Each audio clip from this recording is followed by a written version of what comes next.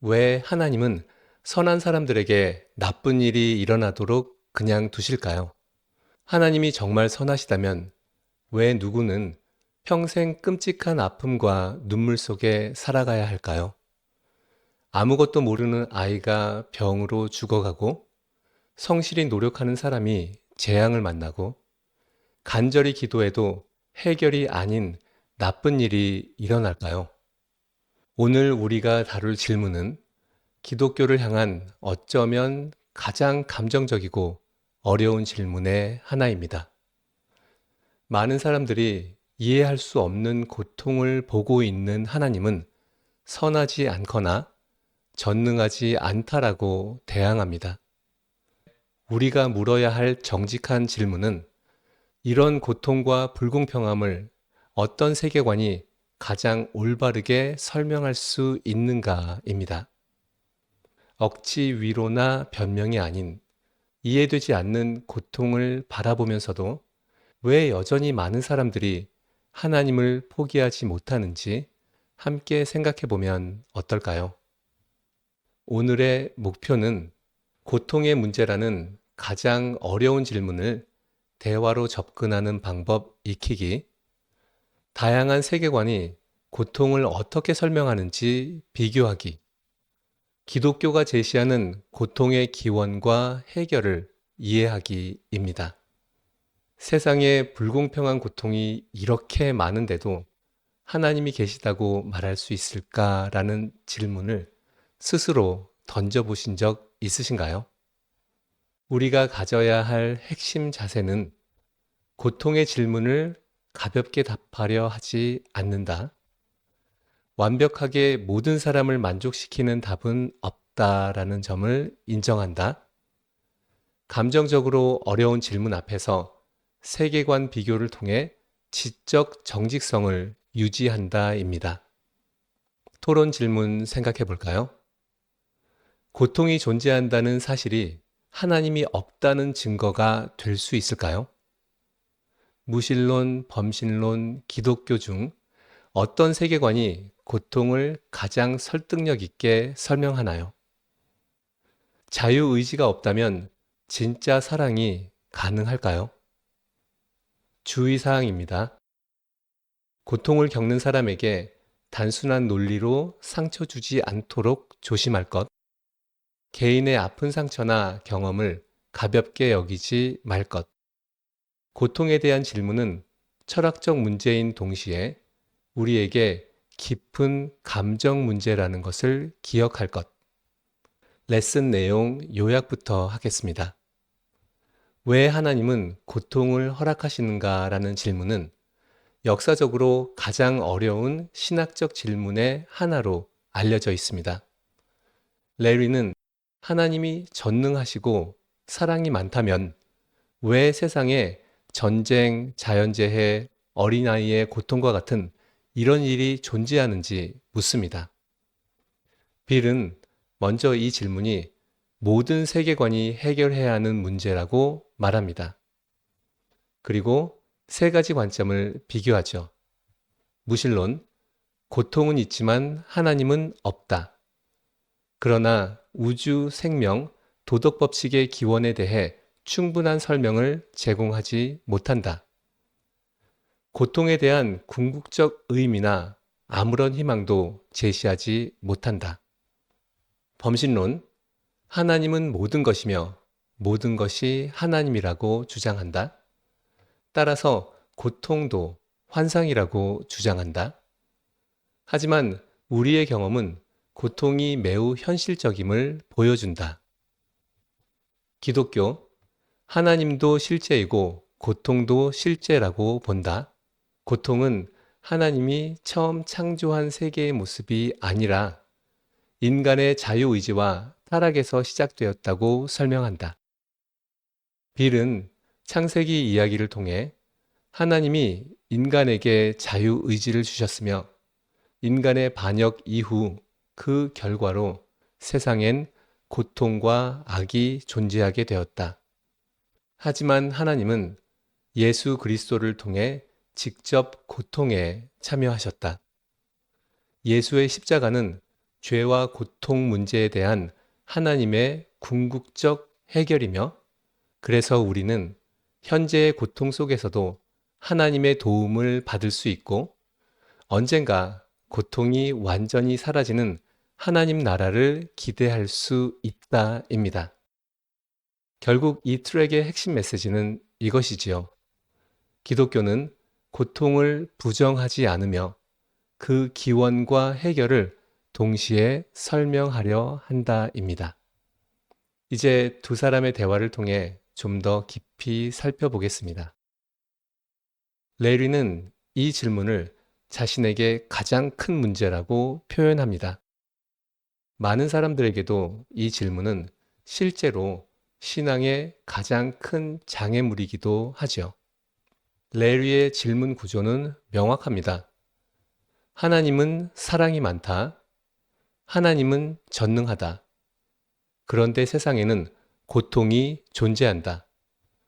따라서 레리의 논리는 하나님이 사랑이라면 고통을 주는 것을 원하지 않을 것이다. 하나님이 전능하다면 그런 고통을 막을 수 있다. 그런데도 고통이 존재한다면 하나님이 존재하지 않거나 사랑이 없거나 아니면 그럴 능력이 없다는 결론이 나온다 있지요. 이건 고전적인 악의 문제와 연결되어 있습니다. 이 부분은 기회가 되면 따로 다루겠습니다. 그만큼 큰 주제이기 때문이에요. 레리는 매우 강한 예시를 사용하지요. 히틀러의 학살, 쓰나미로 수십만 명 사망, 그리고 어린아이의 고통이죠. 철학적 논리 문제가 아닌 감정적으로 매우 강한 의문을 일으키는 예시들입니다. 논리 문제라기보다는 우리가 실제로 보고 아파하는 감정적이면서도 실존적 질문이지요. 빌의 첫 반응이 중요한데요. 그는 이 문제에 대한 완벽한 답을 가지고 있다고 말하지 않습니다. 오히려 누구도 모든 사람을 완전히 만족시킬 답을 쉽게 내놓을 수 없다는 점을 인정합니다. 이 태도는 대화에서 매우 중요합니다. 왜냐하면 고통의 문제는 단순 논리 싸움이 아니기 때문이에요.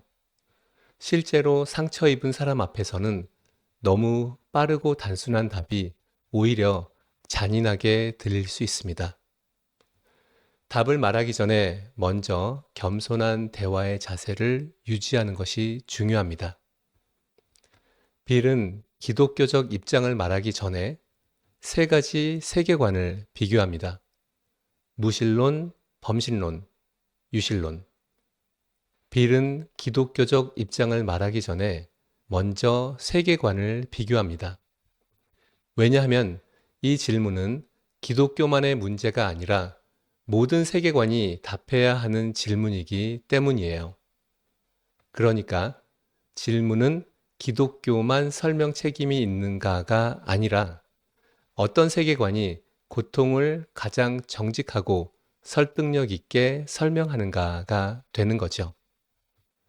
무신론은 어떻게 대답할까요? 고통은 있지만 하나님은 없다. 문제를 제거하기 위해 하나님 자체를 제거하는 것이죠. 논리는 겉으로는 단순해 보입니다. 하지만 빌은 중요한 이슈를 지적하지요. 무신론은 다음과 같은 질문들에 충분한 설명을 주지 못한다고요. 우주와 생명의 기원, 그리고 자연 질서와 인간 도덕 법칙의 근거. 더 중요한 문제는 고통의 의미를 설명하지 못한다는 점입니다. 무신론 안에서는 결국 고통은 그냥 존재한다. 우주는 무의미하다. 인간은 결국 죽는다. 희망도 궁극적 목적도 없다. 그래서 고통이 설명되기보다 그저 남아서 존재할 뿐입니다. 그럼 범신론의 대답은 무엇일까요? 빌은 범신론을 이렇게 설명합니다. 범신론은 하나님이 모든 것이고 모든 것이 하나님이라는 관점이에요. 라고요. 이 관점에서는 고통은 실제가 아니라 환상이라고 설명됩니다. 하지만 빌은 이것을 비판합니다. 우리의 경험은 고통이 매우 현실적이라는 것을 보여준다. 바늘 위에 앉으면 아프다. 고통을 환상이라고 설명하는 것은 현실 경험과 맞지 않는다. 이 말은 단순하지만 강력하지요. 고통은 철학적으로 지운다고 해서 사라지지 않기 때문입니다. 현실 속 인간의 경험은 고통이 매우 실제라고 증언하지요. 따라서 빌은 범신론이 고통의 현실을 충분히 정직하게 다루지 못한다고 봅니다. 그렇다면 기독교의 입장은 어떤가요? 빌은 그 두 가지 세계관을 비교한 뒤 기독교의 기본 입장을 제시합니다. 무신론, 하나님은 환상이다.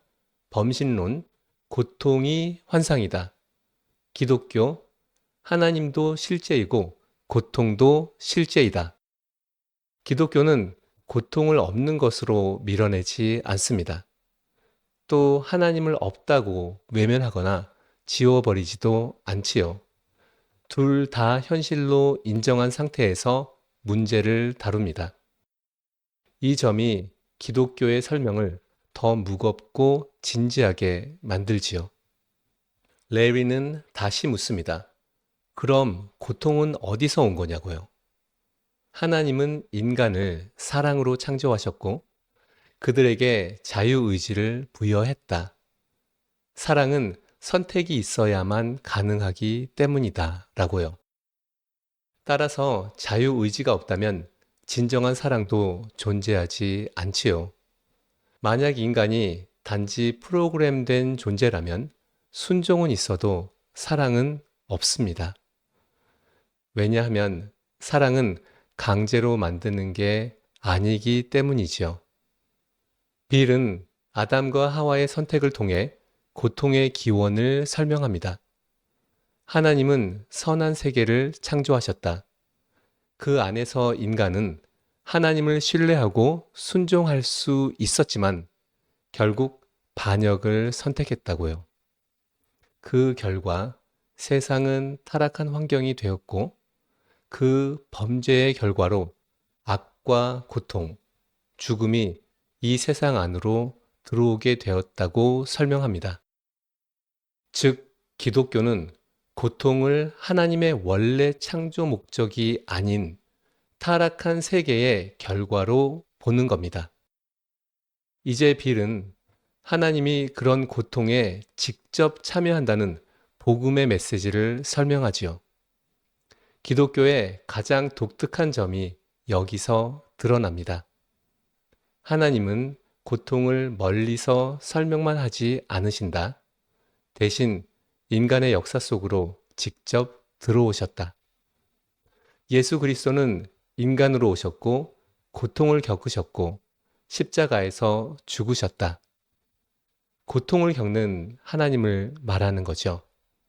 이것이 다른 세계관과는 매우 다른 지점이지요.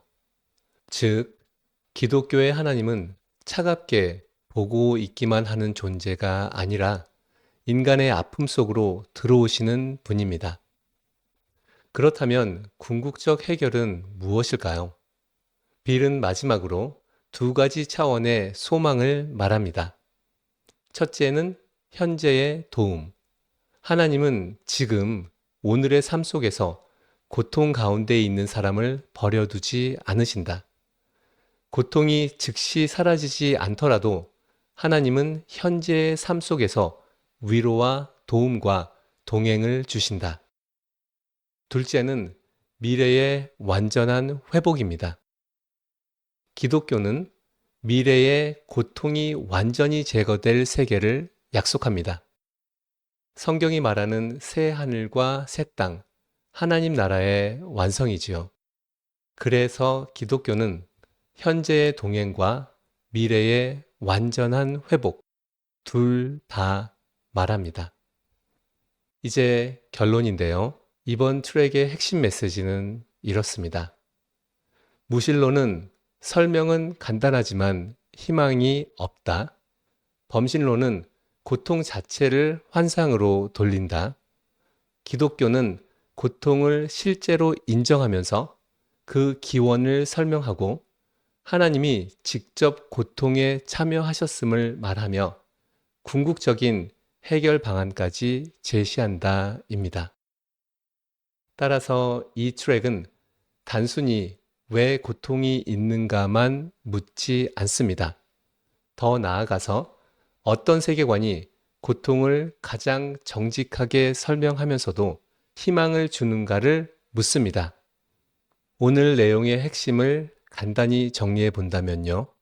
기독교는 고통을 부정하지 않고 인간의 타락에서 그 기원을 설명하며 십자가와 하나님 나라를 통해 그 의미와 궁극적 해결을 함께 제시한다입니다.